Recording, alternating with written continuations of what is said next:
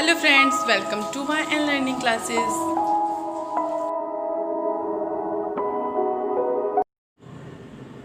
Hello friends, आज हम start करेंगे चैप्टर नंबर 3 मैट्रिक्स का exercise 3.1।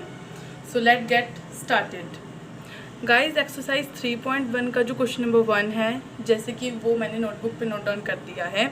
In the matrix A is equal to 2 5 19 -7 35 -2 5/2 12 √3 1 -5 17। तो ये जो है हमें मैट्रिक्स दी हुई है ए मैट्रिक्स, जो कि 2 5 19 -7, ये जो है हमारा फर्स्ट रो है, ये जो है हमारा सेकंड रो है, और ये जो है हमारा थर्ड रो है। ये जो है हमारी फर्स्ट कॉलम है, ये सेकंड कॉलम, ये थर्ड कॉलम और ये फोर्थ कॉलम। यानी इस मैट्रिक्स में 3 रो और 4 कॉलम्स हैं। तो इस क्वेश्चन में हमसे क्या पूछा है, right the order of the matrix. हमें सबसे पहले इस मैट्रिक्स की ऑर्डर निकालनी है। देन सेकंड पार्ट पूछा है द नंबर ऑफ एलिमेंट्स, इसमें कितने सारे एलिमेंट्स हैं। और थर्ड क्वेश्चन पूछा है right the elements A13 A21 A33 A24 A23। अब फर्स्ट पॉइंट में जो हमसे पूछा है the order of the matrix. Order of the matrix का मतलब होता है कि कितने रो है और कितने कॉलम्स हैं। जितने भी रो थे अभी मैंने आपको बताए कि 3 रोज हैं और 4 कॉलम्स हैं। तो हमने लिखना है the order of the matrix, the order of the matrix is equal to number of row multiply number of columns।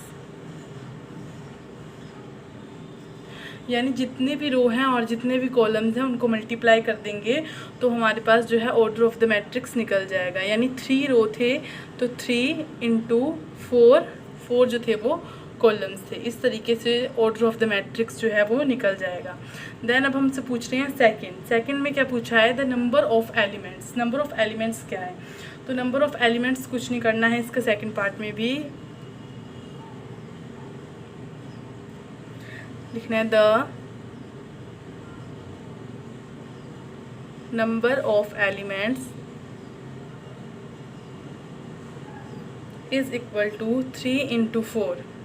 इन दोनों को जो है वो मल्टीप्लाई करना है, यानी रो मल्टीप्लाई कॉलम। 4 3 जा 12 या 3 4 जा 12। अब इसका जो पार्ट 3 है वो पूछा है right the element A13 A21 A33 A24 और A23। अब ये हम कैसे निकालेंगे, सबसे पहले इसको निकालने के लिए हमें इसका मैट्रिक्स देखना पड़ेगा। A13 यानी फर्स्ट रो और थर्ड कॉलम, यानी ये जो फर्स्ट रो है इसमें जो है वो थर्ड कॉलम कौन सी है।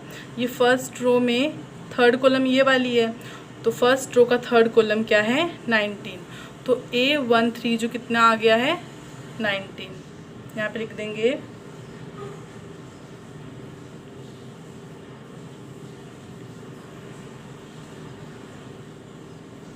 Elements A13 is equal to 19। Then same as हमें निकालना है A21 का। A21 का मतलब होगा सेकंड रो और फर्स्ट कॉलम। देन हम देख लेंगे सेकंड रो में फर्स्ट कॉलम ये है, यानी 35, तो यहाँ आ जाएगा 35। देन अगला हमें बोला है A33। ये जो 33 है वो ए के पैर में लिखना है, साथ नहीं लिखना। A33 यानी third row third column -5। Then A24 मतलब सेकंड रो और फोर्थ कॉलम, सेकंड रो और फोर्थ कॉलम यानी 12।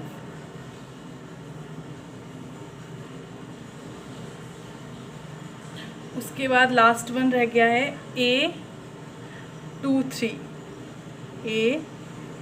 2 3, यानी सेकेंड रो और थर्ड कॉलम, यानी 5/2। इसी के साथ फर्स्ट क्वेश्चन जो है वो ख़त्म होता है। बढ़ते हैं सेकंड क्वेश्चन की तरफ। क्वेश्चन नंबर 2 में क्या बोल रहे हैं, in a matrix has 24 elements, what are the possible orders it can have, what if it has 13 elements. तो इसमें बोला है कि 24 एलिमेंट्स हैं जिसके पॉसिबल ऑर्डर्स क्या होंगे, और जैसे अगर हमें 24 एलिमेंट्स के पॉसिबल ऑर्डर्स निकालने आ जाएंगे, वैसे ही हमें 13 एलिमेंट का भी पॉसिबल ऑर्डर निकालना है। और सेम एज़ क्वेश्चन नंबर 3 भी जो है वो भी बिल्कुल ऐसा ही है। अगर हम क्वेश्चन नंबर 2 अच्छे से समझ लेते हैं तो क्वेश्चन नंबर 3 भी हमारे लिए बनाना ईजी हो जाएगा, इसलिए क्वेश्चन नंबर 2 पे अच्छे से ध्यान देना है। तो सबसे पहले हमारे पास एलिमेंट्स जो हैं वो बता दिया है, in a matrix has 24 elements, यानी नंबर ऑफ़ एलिमेंट्स कितने हैं, 24। तो आपने लिखना है the number of elements is equal to 24, यानी नंबर ऑफ़ एलिमेंट्स कितने हैं, 24। देन हमें निकालना क्या है, इसका पॉसिबल ऑर्डर। तो हम लिख देंगे therefore the possible orders are as follow. अब उसके बाद क्या बोला है कि अब हमें क्या करना है, 24 का निकालना है। तो अब हमें ऐसे 2 डिजिट फाइंड करने हैं जिसको मल्टीप्लाई करके 24 आता हो। तो अगर हम 0 को किसी भी चीज़ से मल्टीप्लाई करेंगे तो वो 0 ही आएगा, इसीलिए 0 को हमने इसमें नहीं लेना है। स्टार्ट करते हैं हम 1 के टेबल से। तो 1 के टेबल को अगर हम 24 से मल्टीप्लाई करते हैं तो 24 आता है।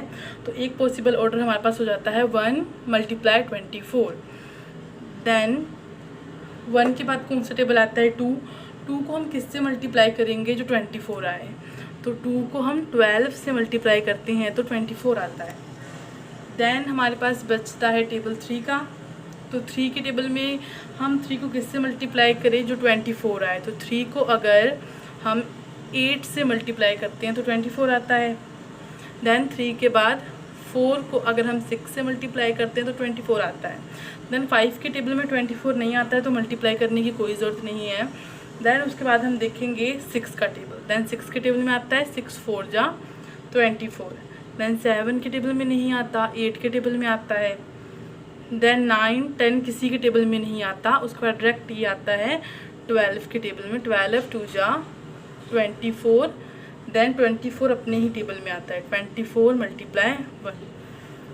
तो ये जो थे वो पॉसिबल ऑर्डर्स निकल गए, द नंबर ऑफ़ एलिमेंट, यानी 24 के पॉसिबल ऑर्डर्स जो थे वो ये निकल गए। सेम एज़ अब हमें 13 का पॉसिबल ऑर्डर्स भी निकाल लेना है, 13 एलिमेंट का। तो 13 का भी हम निकाल लेंगे। तो हम लिखेंगे if it has 13 element then the possible orders are, तब होगा 13 × 1 एंड 1 × 13, क्योंकि सिर्फ 2 पॉसिबल ऑर्डर्स ही आते हैं जिनको मल्टीप्लाई करने से 13 आता हो। बाकी 13 अपने टेबल में और 1 के टेबल में ही आता है, बाकी किसी के भी टेबल में 13 नहीं आता है। इसलिए पॉसिबल ऑर्डर्स ऑफ 13 जो है वो निकल गया, 13 × 1 एंड 1 × 13। अब जैसे हमने ये वाला क्वेश्चन नंबर 2 किया है जिसमें द नंबर ऑफ़ एलिमेंट्स 24 थे, देन हमें पॉसिबल ऑर्डर्स निकालना था, देन हमें ऐसे 2 नंबर फाइंड करने थे जिसको मल्टीप्लाई करने से 24 आए। तो ये वाला क्वेश्चन इस तरीके से हो गया। देन 13 एलिमेंट्स का भी हमने निकाल दिया, 13 × 13 1 × 13, तो ये आराम से निकल गया। वैसे ही क्वेश्चन नंबर 3 जो है, if a matrix has 18 elements, what are the possible order it can have, what if it 5 elements। वैसे ही इसमें भी करना है। 18 का हम सबसे नंबर ऑफ़ एलिमेंट्स 18 लिखेंगे, जैसे यहाँ पे नंबर ऑफ़ एलिमेंट्स 24 लिखा है, वैसे ही अब हम नंबर ऑफ़ एलिमेंट्स यहाँ पे 18 लिख देंगे। उसके बाद हम यहाँ पे therefore the possible orders are as following, फिर ऐसे 2 डिजिट फाइंड करेंगे जिसको मल्टीप्लाई करने से 18 आता हो। यहाँ पे था 24, लेकिन इस क्वेश्चन में आएगा 18। बिल्कुल सेम है, इसी क्वेश्चन की तरह हो जाएगा। आप कोशिश करो, आपको भी आ जाएगा। बिल्कुल इसी तरह total number of elements 18, therefore the possible orders are as following. तो 18 का टेबल में 1 के टेबल में 18 से मल्टीप्लाई करेंगे तो 18 आएगा। देन 2 के टेबल में 9 से मल्टीप्लाई करेंगे तो 18 आएगा। 3 के टेबल में 6 से मल्टीप्लाई करेंगे तो 18 आएगा। 6 के टेबल में 3 से मल्टीप्लाई करेंगे तो 18 आएगा। 9 के टेबल में 2 से, 18 के टेबल में 1 से। धीरे धीरे करके सभी टेबल्स को हमने चेक कर लिया, इतने जो है वो पॉसिबल ऑर्डर्स जो है वो निकल गए हैं। और 5 का भी एलिमेंट हमने 5 एलिमेंट के भी पॉसिबल ऑर्डर्स निकाल दिए, 5 × 1 एंड 1 × 5। आई होप आपको समझ आ गया होगा। बढ़ते हैं क्वेश्चन नंबर 4 पे। क्वेश्चन नंबर 4 क्या बोल रहा है, कंस्ट्रक्ट ए 2 × 2 मैट्रिक्स। मैट्रिक्स 2 × 2 का मतलब होता है कि उस मैट्रिक्स में सिर्फ 2 रो और 2 ही कॉलम है ना। ऐसे नहीं है कि फर्स्ट क्वेश्चन की तरह 3 रो 4 कॉलम, ऐसा कुछ नहीं है। इसमें 2 ही रो होगा और 2 ही कॉलम होगा। ए जो है हमें गिवन है Aij whose elements are given by. हमें जो फर्स्ट क्वेश्चन है वो Aij i + j का होल स्क्वायर अपॉन 2 दिया गया है। तो सबसे पहले ये कैसे करना है, कंफ्यूज होने वाली बिल्कुल बात नहीं है। तो ये वाली लाइन हम लिख लेंगे, हेयर जो चीज़ हमें गिवन है, here Aij = i + j whole square upon 2, therefore the elements, हमें एलिमेंट्स फाइंड करने हैं इसके, the elements of matrix are. तो सबसे पहले इसमें क्या करना है, हमें A11 निकालना है। जब भी हमें कोई भी एलिमेंट्स फाइंड करना होता है तो हम क्या करते हैं, अब 2×2 मैट्रिक्स है तो A11 यानी ये first row first column, A12 यानी first row second column, A21 यानी second row first column, A22 यानी सेकंड रो सेकंड कॉलम। इसमें देखो 2 ही रो हैं और 2 ही कॉलम है, तो हमें इसकी वैल्यू, इसकी वैल्यू, इसकी वैल्यू और इसकी वैल्यू, इन चारों की वैल्यू जो है वो निकालनी है। तो सबसे पहले हमें A11 की वैल्यू निकालनी पड़ेगी। तो हम लिखते हैं यहाँ पे A11।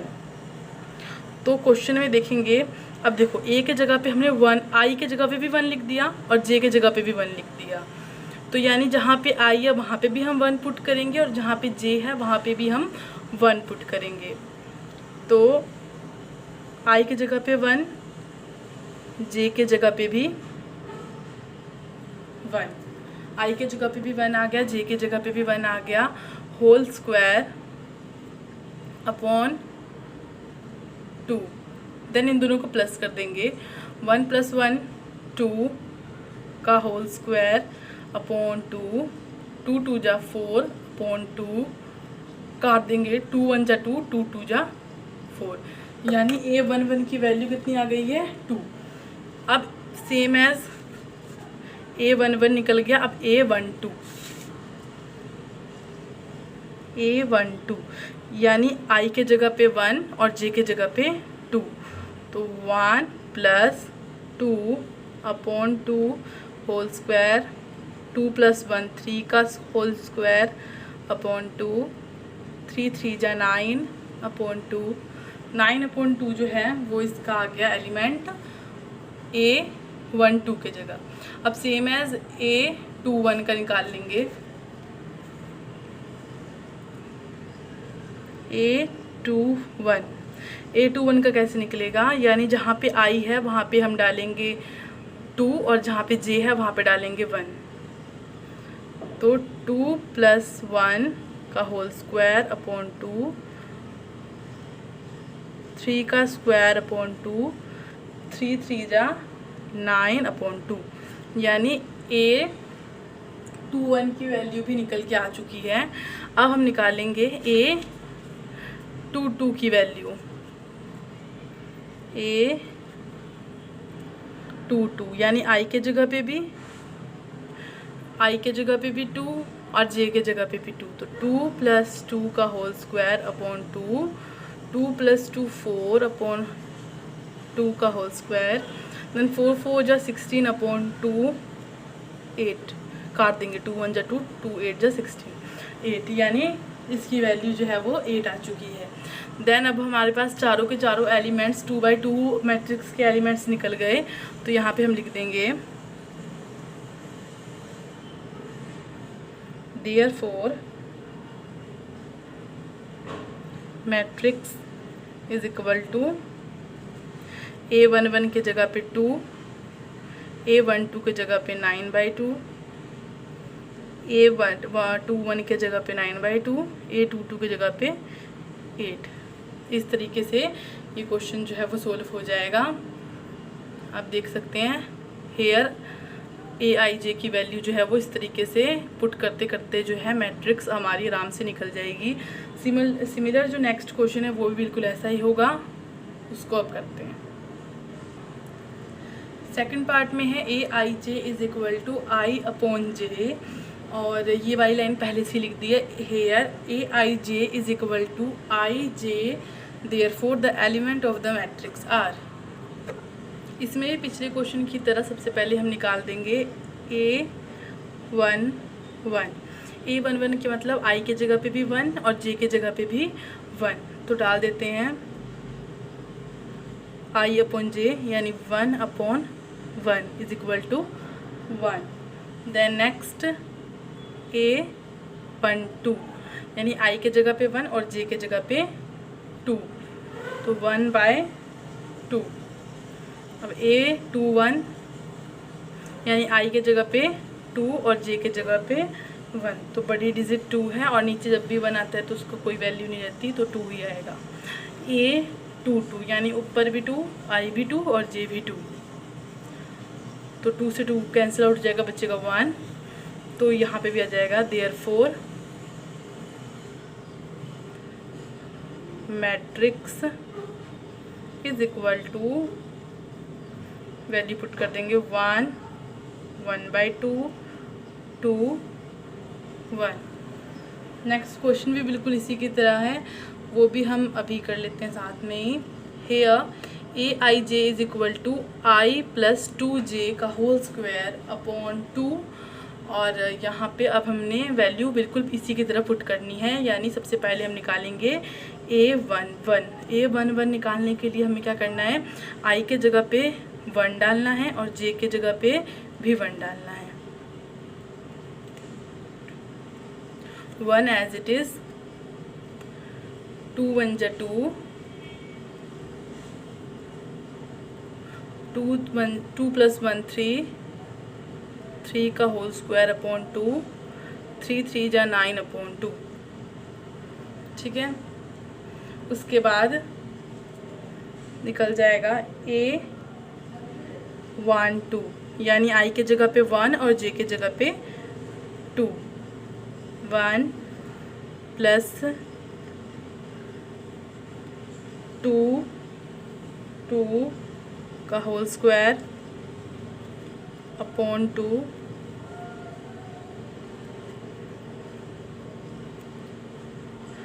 1 प्लस 2 2 जा 4 अपॉन 2, 4 + 1 5 का होल स्क्वायर अपॉन 2, 5 5 जा 25 अपॉन 2, यानी A12 की वैल्यू भी आ गई। अब सिमिलर A21 की वैल्यू निकालेंगे, यानी I के जगह पे 2 और J के जगह पे 1, 2 एज इट इज़, 2 1 जा 2, 2 + 2 4 का होल स्क्वायर अपॉन 2, 4 4 जा 16 अपॉन 2, 2 1 जा 2, 2 8 जा 16, यानी वैल्यू कितनी आ गई 8। अब इसका लास्ट वन A22, तो 2 + 2 × 2 अपॉन 2 होल स्क्वायर, 2 2 जा 4 अपॉन 2, इन दोनों को प्लस कर देंगे 6 6 जा 36 अपॉन 2, कैंसिल आउट हो जाएगा 18। यानी इसका जो आंसर आया, यानी मैट्रिक्स हम बनाएंगे तो लिखेंगे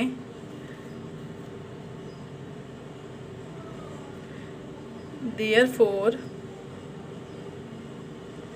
मैट्रिक्स इज इक्वल टू, जो वैल्यू आई है उसको हम यहाँ पे पुट कर देंगे। वैल्यू क्या आई है, सबसे पहली है 9/2, 25/2, 8 18, 9/2, 25/2, 8 18, ये जो है वैल्यू आ चुकी है। अब बढ़ते हैं हम नेक्स्ट क्वेश्चन पे, question number 5।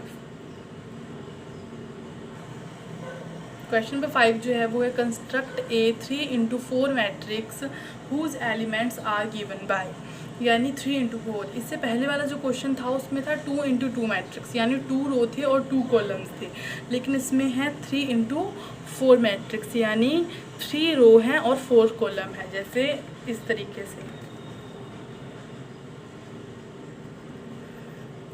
A11, A12, A13, A14, यानी फर्स्ट रो चल रहा है लेकिन कॉलम 1, कॉलम 2, कॉलम 3, कॉलम 4, यानी 4 कॉलम्स जो है वो आ गए हैं। अब ए सेकंड रो का फर्स्ट कॉलम, सेकंड रो का सेकंड कॉलम, सेकंड रो का थर्ड कॉलम, सेकंड रो का फोर्थ कॉलम, थर्ड रो का फर्स्ट कॉलम, थर्ड रो का सेकंड कॉलम, थर्ड रो का थर्ड कॉलम और थर्ड रो का फोर्थ कॉलम। अब हमें इन सब की वैल्यू निकालनी है। जैसे पिछले क्वेश्चन में था हमें सिर्फ इसकी वैल्यू निकालनी थी 2x2 मैट्रिक्स की, A12, A11, A12, क्योंकि इसमें 2 ही कॉलम बोला था इसीलिए हमने 1 2 ही कॉलम किया, लेकिन हमें इसमें क्या बोला है 4 कॉलम, तो इसलिए हमने 1 2 3 4 कॉलम किया है, लेकिन रो हमें 3 बोला है इसलिए 1 2 3 रो जो है वो बिल्कुल 3 है। बस हमें इन सब की जो वैल्यू जो है उसमें पुट करनी है इस क्वेश्चन में। तो सबसे पहले हम निकालेंगे A11 की वैल्यू, तो आएगा 1/2 -3 एज इट इज़, आई के जगह पे 1 और जे के जगह पे भी 1, 1/2, 3 1 जा 3 प्लस 1, देन -3 में से 1 चला जाएगा क्योंकि ये प्लस है ये माइनस है, प्लस माइनस माइनस, 3 में से अगर 1 जाएगा तो बचेगा 2, माइनस का 2, और अगर ये मॉडुलस में से माइनस का 2 जो है वो बाहर आ जाएगा तो प्लस का 1 जाएगा, तो 1/2 इंटू 2, 2 से 2 कट जाएगा, बचेगा 1, यानी A11 की वैल्यू जो आ गई है वो है 1। अब सिमिलर A12 की वैल्यू निकाल देंगे, तो 1/2 -3 1 प्लस 2, 1/2 -3 प्लस 2, 1/2, 3 में से 2 चला जाएगा तो बचेगा -1, मॉडुलस में से -1 जाएगा तो बचेगा +1, 1 1 जा 1/2। देन नेक्स्ट वन A13, यानी आई के जगह पे 1 और जे के जगह पे 3, तो 1/2 -3 × 1 प्लस जे के जगह पे 3। हम जो वैल्यू है वो इसमें पुट कर रहे हैं, जहाँ पे आई की वैल्यू हमें बता रहा है वहाँ पे हम आई की वैल्यू डाल रहे हैं, और जहाँ पे जे की वैल्यू है वहाँ पे हम जे की वैल्यू डाल रहे हैं। यहाँ पे अगर 1 1 है तो हम आई की वैल्यू जहाँ पे है वहाँ पे 1 डाल रहे हैं, जे की वैल्यू भी 1 डाल रहे हैं। 1 2 है तो आई की वैल्यू 1 डाल रहे हैं, जे की वैल्यू 2 डाल रहे हैं। फिर 1 3 है तो आई की वैल्यू 1 डाल रहे हैं, जे की वैल्यू 3 डाल रहे हैं। ठीक है, तो कन्फ्यूज़ नहीं होना है। 1/2 तो -3 1 जा 3 +3, तो माइनस प्लस तो कैंसिल आउट हो जाएगा, तो यहाँ पे तो हो जाएगा अंदर 0, और 0 किसी भी चीज़ से मल्टीप्लाई होगा तो 0 ही बन जाएगा। अब A14, तो 1/2 3 1 जा 3 +4, 1/2 -3 +4, 1/2 1 1/2। ठीक है, आई होप आपको समझ आ रहा होगा थोड़ा बहुत। इसके बाद A21 की वैल्यू निकालनी है, तो 1/2 माइनस, अब आई के जगह पे 2 और जे के जगह पे 1, आई के जगह पे डाल देंगे हम 2 और जे के जगह पे 1, 1/2 6 + 1, 1/2, 6 में से 1 जाएगा तो 5, माइनस का 5, मॉडुलस में से 5 निकलेगा तो यहाँ से माइनस से प्लस में चला जाता है, कोई भी चीज़ मॉडुलस से निकलती है तो प्लस में चली जाती है। Then 1/2 × 5 = 5/2, then A 2 3 2 2 1/2 3 into 2 plus 2 1/2 minus 6 plus 2 6 में से 2 चला जाएगा तो बचेगा -4 क्योंकि माइनस बड़ा है इसलिए -4। देन मॉडुलस में से ये निकलेगा तो पॉजिटिव हो जाएगा। 2 1 जा 2 2 2 जा 4 2 1 जा 2। ठीक है, उसके बाद आ जाएगा A 2 2 निकल गया तो अब A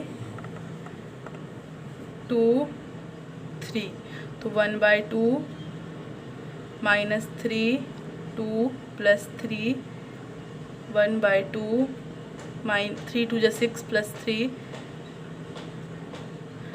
1/2 6 में से 3 चला जाएगा तो -3 1/2 3 बाहर निकलेगा तो positive 3/2। Then A 2 4 1/2 -3 into 2 plus 4 1/2 -6 plus 4 1/2 -2 1/2 वहाँ निकलेगा तो पॉजिटिव 2 से 2 कट जाएगा 1। देन यहाँ से लेके यानी A11 A12 A13 A14 A21 A22 A23 A24 निकल चुका है। अब निकालना है हमें A31 A32 A33 A34, वो आप निकाल के देखेंगे। बिल्कुल उसी फॉर्म में A31 A32 A33 A34 भी निकाल दिया है। I के जगह पे 3 और J के जगह पे 1 डाल के, I के जगह पे 3 J के जगह पे 2 डाल के, I के जगह पे 3 J के जगह पे भी 3 डाल के, I के जगह पे 3 और J के जगह पे 4 डाल के, इस तरीके से जो है हमारी सारी वैल्यूज़ जो है वो निकल चुकी है। अब बस हमें क्या करना है, सभी वैल्यू को इस वैल्यू की जगह पे पुट करना है। ठीक है, तो A11 सबसे पहले हम देखेंगे कि A11 हमारा कितना निकला है। तो A11 है 1 1/2 0 1/2 1 1/2 0 1/2। देन नेक्स्ट है 5/2 2 3/2 1, लिखेंगे 5/2 2 3/2 1। देन 4 7/2 3 5/2 ये लिख देंगे। और इससे पहले लिखेंगे therefore matrix is equal to. तो ये जो है हमारी क्वेश्चन नंबर 5 के फर्स्ट पार्ट हो गया। सेकंड पार्ट अभी बच्चा है, वो भी बिल्कुल इसी तरह होगा, वो अब करते हैं। जिसका लास्ट पार्ट है यानी second part AIJ is equal to 2I - J, वो बहुत आसान है। वो बिल्कुल वैसे ही करना है जैसे हम बाकी के पिछले क्वेश्चन करते आए हैं, बिल्कुल सेम एज वैसे ही करना है। जैसे AIJ है तो A के जगह पे यहाँ पे आएगा 1 1, देन I के जगह पे 1 पुट करना है, J के जगह पे 1 पुट करना है। बिल्कुल इसी तरह आप देख सकते हैं कि I के जगह पे भी 1 पुट किया, J के जगह पे भी 1 पुट किया। 2 1 जा 2 -1 2 -1 1। देन करते करते सॉल्व ऑफ करेंगे तो आपको आ जाएगा, देख सकते हैं आप इसका स्क्रीनशॉट लेके मिला सकते हैं अपने आंसर से।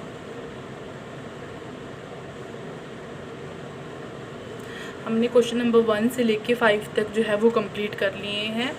और अगर आपको वीडियो अच्छी लगी हो तो वीडियो को लाइक करें, शेयर करें और मेरे चैनल को सब्सक्राइब करें। और जो लास्ट में मैं आपको सभी नोट्स अच्छे से दिखा देती हूँ ताकि जो आपने नहीं किया हो वो आप अच्छे से कर लें। जैसे एक्सरसाइज 3.1 का जो ये फर्स्ट क्वेश्चन है, इसको आप उतार सकते हैं अपनी नोटबुक पे।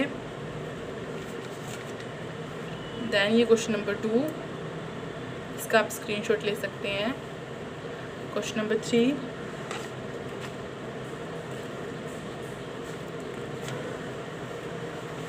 देन ये इसका आंसर। देन क्वेश्चन नंबर 4 का फर्स्ट पार्ट, क्वेश्चन नंबर 4 का second part and question number 4 का थर्ड पार्ट।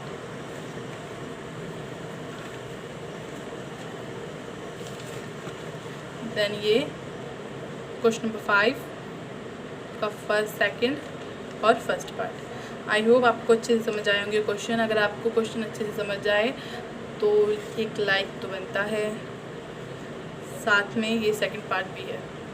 तो अगर आपको वीडियो अच्छी लगी हो तो लाइक करें। इसका सेकंड पार्ट जो है वो जल्दी आएगा, देन 3.1 जो है वो कंप्लीट हो जाएगा।